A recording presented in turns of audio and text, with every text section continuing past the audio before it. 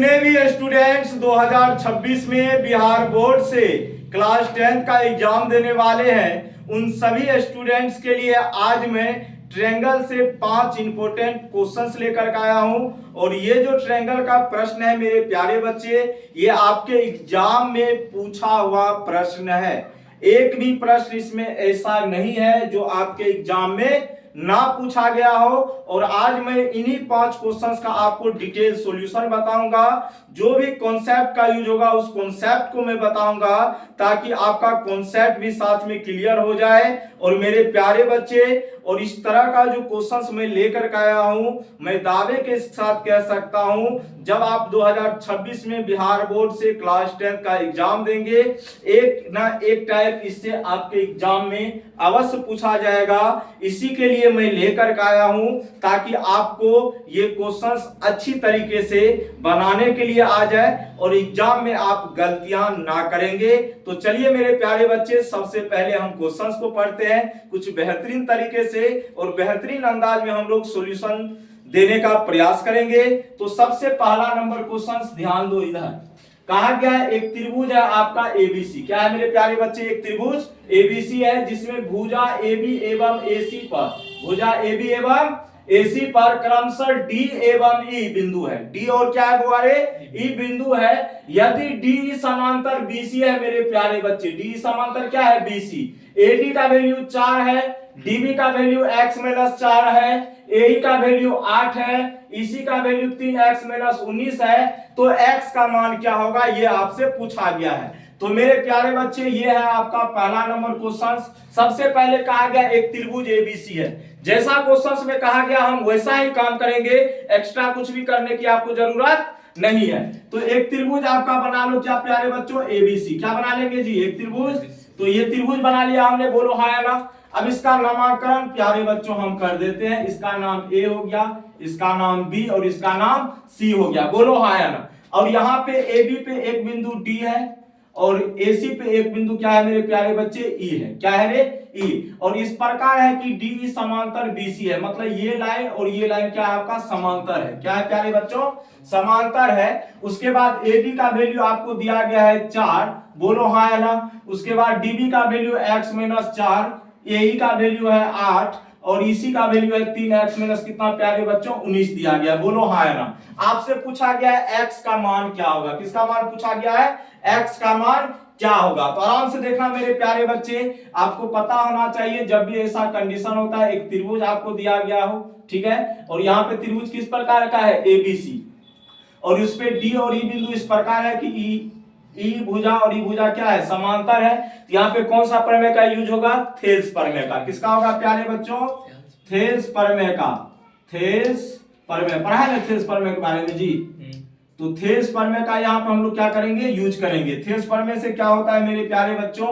जो यहां से एडी, यहां से क्या ले लेंगे? एडी, यहां से नीचे में प्यारे बच्चों डीबी, मतलब एडी और डीबी का जो रेशियो होगा वही रेशियो एई और ईसी का होगा। एई और ईसी का। बोलो हाँ या ना। मतलब एडी बट्टे डीबी बराबर हो जाएगा एई बट्टा ईसी का। बोलो हाँ या ना। तो एडी का वैल्यू है 4, डीबी का वैल्यू मेरे प्यारे बच्चे x-4 है, एई का वैल्यू 8 है, ईसी का वैल्यू 3x- कितना है जी? 19 है। क्रॉस मल्टीप्लीकेशन करेंगे तो यहां से 4 किया कितने? 12x-19 चौका कितना बोले? 76 होता है जी। इधर हो जाएगा 8x- कितना? 32 हो जाएगा। बोलो हाँ या ना। इसको इधर ले आओ तो 12x-8x बराबर हो जाएगा -32 प्लस कितना प्यारे बच्चों? 76। कितना हो जाएगा? तो ये आपका 4x हो जाएगा नहीं जी? बोलो हाँ या ना। यहां से देखो 6 में से 2 जाएगा कितना प्यारे बच्चों? 4, और यहाँ पे 7 में से 3 जाएगा तो 4, मतलब कितना हुआ? 44। तो x का वैल्यू हो जाएगा 44/4। काटेंगे तो मेरे प्यारे बच्चों x का वैल्यू कितना हो जाएगा? 11 इकाई। कोई दिक्कत? बोलो हाँ या ना। तो आपसे किसका वैल्यू पूछा गया था? x का वैल्यू पूछा गया था। और ये सभी प्रश्न आपके एग्जाम के व्यू से इंपॉर्टेंट है। तो मेरे प्यारे बच्चे, ये आपका क्वेश्चन था, थेल्स प्रमेय पे आधारित ये प्रश्न था। अगर थेल्स प्रमेय अगर आपको नहीं याद है और आपको सिद्ध करने के लिए नहीं आता है और उससे रिलेटेड कॉन्सेप्ट आपको नहीं पता है, तो आप बहुत बड़ी गलती करेंगे। और अब की बार जो एग्जाम होगा, क्या है कि पिछले बार थेल्स प्रमेय नहीं पूछा गया था, याद रखिएगा। तो किसका चांस ज्यादा है पूछने का? आपकी बात थेस परमे का चांस ज्यादा है पूछने का। इसको विशेष रूप से ध्यान में रखेंगे और क्वेश्चन नंबर सेकंड की तरफ अब हम लोग बढ़ने वाले। चलिएगा, क्वेश्चन नंबर कौन सा प्यारे बच्चों? सेकंड। कौन सा होगा जी? तो क्वेश्चन नंबर जाते हैं कहां पे? सेकंड पे। चलिए, कहा गया है दो समरूप त्रिभुज की संगत भुजाओं का अनुपात 5:6 है। दो समरूप त्रिभुज की संगत भुजा का अनुपात कितना है? 5:6। तो उनके परिमाप का अनुपात क्या होगा? याद रखना ये कॉन्सेप्ट। त्रिभुज कैसा होना चाहिए? तो समरूप होना चाहिए। कैसा होना चाहिए प्यारे बच्चों? समरूप। और यहाँ पे आपसे क्या कहा गया समझिएगा, दो समरूप त्रिभुज की संगत भुजा का अनुपात दिया गया है। किसका अनुपात दिया गया है? संगत भुजा का अनुपात कितना दिया गया है? 5:6, यही दिया गया है। अब मेरे प्यारे बच्चे, अगर त्रिभुज हो समरूप दोनों और उसमें संगत भुजा का अनुपात दिया हो तो आपसे क्या क्या पूछ सकता है? संगत परिमाप का अनुपात, संगत माध्यिका का अनुपात और संगत ऊंचाई का अनुपात। हाँ या ना? तो मेरे प्यारे बच्चे, इसमें आपको कुछ नहीं करना है। जो भी दो समरूप त्रिभुज के संगत भुजा का अनुपात होगा वही उसके संगत परिमाप, माध्यिका और ऊंचाई का अनुपात होगा। तो आंसर क्या होने वाला है? 5:6। लेकिन मेरे प्यारे बच्चे, यहीं से आपसे पूछ देता, मान लो कि आपको दिया है संगत भुजा का अनुपात। किसका जी? संगत भुजा और संगत परिमाप का अनुपात। डायरेक्ट परिमाप लिखते हैं, समझ जाना संगत है, ठीक है। उसके बाद डायरेक्ट है आपको माध्यिका, उसके बाद हम ले लेते हैं ऊंचाई। बोलो हाँ या ना? या ले, अब यहाँ कोई दिक्कत? देखो, अगर दो समरूप त्रिभुज के संगत भुजा का अनुपात दिया हुआ है, कितना दिया हुआ है? 5:6। अगर यहाँ से परिमाप का पूछे, माध्यिका का पूछे या ऊंचाई, बात को समझा कि नहीं? संगत भुजा का अनुपात देकर के संगत परिमाप या संगत भुजा या संगत माध्यिका या संगत ऊंचाई का अनुपात पूछे तो जो संगत भुजा का अनुपात होगा वही इसका भी अनुपात होगा। लेकिन अगर संगत भुजा, संगत अनुपात, संगत परिमाप, संगत माध्यिका और संगत ऊंचाई का अनुपात दिया है, मान लो 5:6 ही रहता। अगर यहाँ से पूछ देता क्षेत्रफल का अनुपात क्या होता? किसका जी? क्षेत्रफल का। तो इसका हम क्या कर देते? स्क्वायर कर देते। क्या कर देते? स्क्वायर। तो 5 का स्क्वायर 25 और 6 का स्क्वायर कितना? 36। तो ये आपका क्या हो जाता? आंसर हो जाता। लेकिन इसी बीच हम लोग एक कॉन्सेप्ट और सीख लेते हैं, काहे के लिए इसको छोड़ेंगे जी? बोलो हाँ या ना? अगर मान लो आपको क्षेत्रफल का अनुपात दिया होता, सपोज दैट, तो क्षेत्रफल का अनुपात मान लेते हैं 4:, आपका कितना था जी? मान लेते हैं 25 था, ठीक है। आपसे पूछ देगा यहाँ से संगत भुजा, संगत भुजा, संगत माध्यिका, संगत परिमाप, संगत परिमाप या संगत ऊंचाई का अनुपात। तब क्या करेंगे जी? तो इस कंडीशन में क्या करना है, जब भी आपको दो त्रिभुज के संगत क्षेत्रफल का अनुपात दिया रहे, दो समरूप त्रिभुज के क्षेत्रफलों का अनुपात दिया रहे, वहां से संगत भुजा, माध्यिका, ऊंचाई या परिमाप जो भी है उसका अगर अनुपात आपसे पूछे तो जो भी क्षेत्रफल दिया रहेगा उसका हम लोग वर्गमूल ले लेंगे। तो 4 का वर्गमूल कितना होता है? 2 और 25 का वर्गमूल कितना होता है जी? 5। तो आंसर मेरा कितना आ जाएगा? 2:5 आ जाएगा। बोलो हाँ या ना? याद रहेगा? चलो आगे बढ़ते हैं, ठीक है। पसीना तो ज्यादा ही कुछ आ रहा है। चलिएगा, एक और सवाल को देखते हैं, बहुत ही बेहतरीन है। कहा गया एक त्रिभुज PQR है जिसमें PQ बराबर PR है। एक त्रिभुज आपका कौन सा है जी? PQR, जिसमें PQ बराबर PR है तथा कोण Q 40 डिग्री है। तो P का मान बताना है। तो देखो मेरे प्यारे बच्चे, क्वेश्चन नंबर 3, एक त्रिभुज है आपका PQR। कौन सा है जी? PQR, ठीक है। बोलो हाँ या ना? इसमें PQ बराबर PR दिया गया, मतलब ये लेंथ और ये लेंथ क्या है? बराबर है। और कोण Q 40 डिग्री है। कोण Q कितना डिग्री है जी? 40 डिग्री।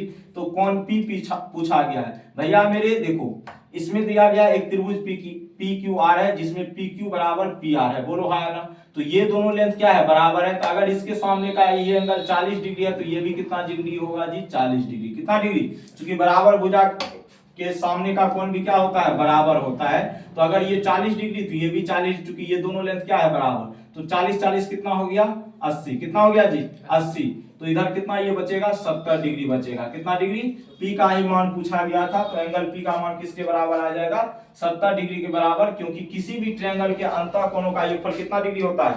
1 सेकंड 180 नहीं होगा, 100 डिग्री हो जाएगा। कितना हो जाएगा? 100 डिग्री। चूंकि 180 होता है ना, तो 80 ये हो गया, तो 100 प्लस 80 करेंगे तब कितना हो जाएगा? 180 डिग्री। कितना डिग्री हो जाएगा? 180 डिग्री। किसी भी ट्रायंगल के अंतः कोणों का मान कितना डिग्री होता है बताओ तो?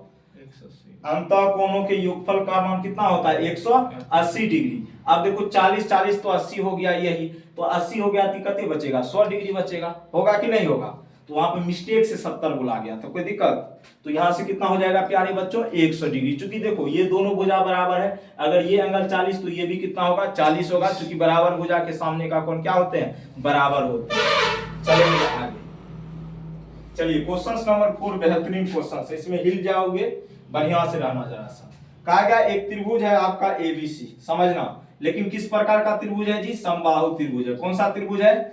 और एडी लंब है बीसी पर। तो आपसे पूछा गया एबी अनुपात एडी का मान क्या होगा। देखो बेहतरीन प्रश्न है, क्या है? अब देखो सबसे पहला बात, क्वेश्चन नंबर आपका ये 4 है, एक ट्रायंगल है आपका एबीसी। कितना है जी? एबीसी है ना, लेकिन कौन सा त्रिभुज है ये? समबाहु त्रिभुज है। कौन सा त्रिभुज है जी? तो भैया अगर ये समबाहु त्रिभुज है तो ये वो चीज बरा, अगर ये भुजा आपका ए है तो ये भी ए होगा, और ये भी कितना होगा? ए होगा। क्योंकि समबाहु त्रिभुज है तो तीनों भुजा क्या होगी? बराबर होगी। और एडी लंब है बीसी पर, तो यहां से एडी लंब हमने क्या खींच दिया? बीसी। तो लंब है तो कितना डिग्री का एंगल बनाएगा? 90 डिग्री का। कितना डिग्री का जी? 90 डिग्री का। बोलो हाँ यार, इसमें कोई दिक्कत कहने रे? अब आपसे ए बी अनुपात एडी पूछा गया है, तो उसके लिए तो मुझे ए बी और एडी का मान पता होना चाहिए, तब ना दोनों का अनुपात निकलेगा जी। देखो सबसे पहली बात मेरे प्यारे बच्चों, ए बी का मान आपको पता है। ए बी का मान कितना है? ए। कितना है जी? ए। चूंकि ए बी का लेंथ यही ना है, तो ये ए हो गया आपका। लेकिन आप अगर एडी का मान पता कर लेंगे तो मैं दावे के साथ कह सकता हूं कि इसका मान आप निकाल लेंगे। जरा से इस ट्रायंगल को समझना, कुछ इस प्रकार है ना। अब ये 90 डिग्री का कोण बना रहा है, कौन सा त्रिभुज होगा? समकोण त्रिभुज। हाँ या ना? अरे बोलो भैया। और एक चीज तुम लोग जानते हो, अगर हम समबाहु त्रिभुज में लंब डालते हैं तो इसको दो बराबर भागों में विभक्त करेगी, तो ये a/2 होगा, ये भी कितना होगा? a/2 होगा। तो ये लेंथ तुम्हारा कितना हो गया? a/2। ये ऑलरेडी तुमको a पता है, a b और यहाँ पे हो गया आपका d। बोलो हाँ या ना? तो जब समबाहु त्रिभुज में हम लोग लंब डालते इसको दो बराबर भागों में विभाजित करती, ये पूरा a है तो ये a/2 होगा, ये a/2 होगा, आधा आधा करेगा जी। तो अब यहाँ पे ये तो a पता है, ये पता है, ये लेंथ निकालना जरूरी है। तो भैया ये समकोण त्रिभुज है, समकोण त्रिभुज के सामने वाली भुजा को क्या बोलते हैं? कर्ण बोलते हैं। ठीक है, बोलो हाँ या ना? बोलते हैं जी। सपोज करो, अब मेरे प्यारे बच्चों, अब यहाँ पे देखेंगे हम किसका मान निकालेंगे? एडी का मान। किसका मान निकालेंगे? एडी का। तो एडी का मान सबसे पहली बात बढ़िया से थोड़ा समझा देते हैं। अगर एडी का मान निकालना है, देखो यहाँ पे तुम्हारा ए बी कर्ण स्क्वायर, और तुम लोग क्या जानते हो? लंब स्क्वायर जोड़ आधार स्क्वायर, लंब स्क्वायर जोड़ आधार स्क्वायर, जानते हो ना जी? बोलो हाँ यार। तो इसी तर्ज पे करना है। तो 90 डिग्री के सामने तो आपका कर्ण हो गया, तो मतलब ए बी का स्क्वायर बराबर हो जाएगा। देखो लंब आधार इन दोनों में से कोई हो सकता है, डिपेंड ऑन क्या कहा गया। ठीक है, तो यहाँ से हो जाएगा तुम्हारा, मान लो ए डी तुम्हारा लंब है। ठीक है, बोलो हाँ ना? और आधार तुम्हारा क्या है? B D. कोई दिक्कत? अब देखो यहाँ से प्यारे बच्चों, ए बी का जब तुम स्क्वायर करोगे तो ए डी का मान कितना नहीं पता है एक रत्ती पता, बताओ तो? बी डी का मान कितना है? a/2 है ना? देखो ध्यान से, अगर तुम इसको हल करते हो प्यारे बच्चे, ए बी का मान तो तुम्हें पता है ना, ए, तो यहाँ पे ए रख दो तो ए स्क्वायर हो जाएगा। देखो यहाँ से हो जाएगा आपका ए डी स्क्वायर प्लस में ए का स्क्वायर, ए स्क्वायर, 2 का स्क्वायर 4, इसको इधर भेज दीजिए, कोई दिक्कत? तो ए डी स्क्वायर का जो मान होगा ए स्क्वायर माइनस ए स्क्वायर बटे 4 होगा। यहाँ से हल करेंगे तो 4a स्क्वायर माइनस ए स्क्वायर बटे में कितना होगा? 4। हल करोगे तो 4a स्क्वायर माइनस ए स्क्वायर होगा है। अब यहाँ से तुम अगर देखते हो एडी का स्क्वायर निकालने के लिए, तो यहाँ से हो जाएगा 3a स्क्वायर बटे कितना जी? 4। 3a स्क्वायर बटे 4। तो एडी का मान निकालना है तुम्हें। किसका मान? तो ये स्क्वायर है तो इधर किस में हो जाएगा? रूट में। तो 3a स्क्वायर बटे कितना हो जाएगा जी? 4। देखो 3 तो निकलेगा नहीं, तो रूट 3 तो लिखना ही पड़ेगा, 2 में से एगो ए बाहर आ जाएगा। बोलो हाँ ना? और 4 का वर्गमूल 2। तो तुम्हें एडी का मान पता चल गया है। किसका मान? एडी का। ए बी का तुमको पता है कितना? ए। और एडी का मान कितना पता है बताओ तो? √3/2a। तो ए से ए कट जाएगा, ये 2 इधर आ जाएगा, तो 2 कितना हो जाएगा जी? 3। That is your answer. कितना बेहतरीन क्वेश्चन था, सोचो।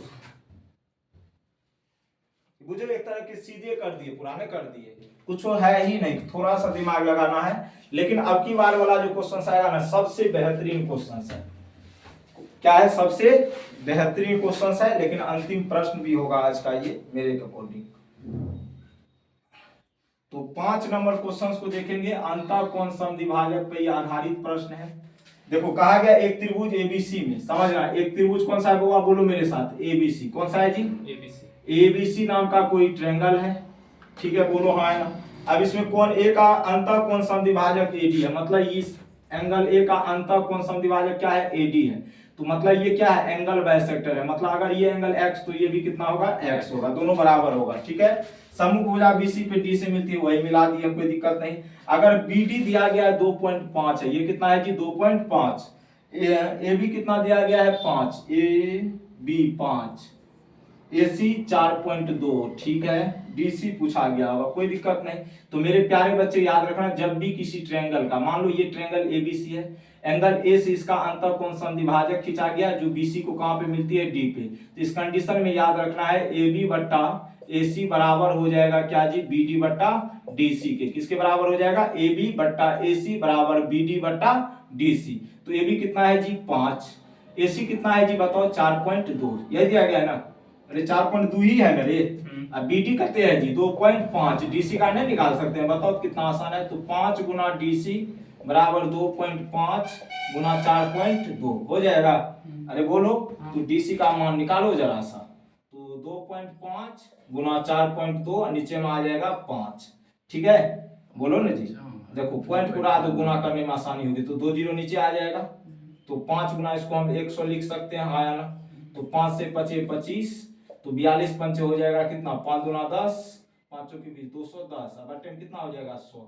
0 0 कट जाएगा, कितना आ जाएगा? 2.1 सेंटीमीटर। कितना आ जाएगा? डीसी का मान 2.1 सेंटीमीटर। बताओ क्वेश्चन आसान था कि हार्ड था?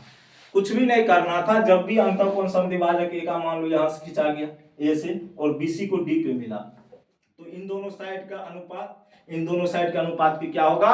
बराबर होगा। तो मेरे प्यारे बच्चे आज हम लोग यहीं तक रखते हैं। बाय बाय, टेक केयर, जय हिंद, जय भारत।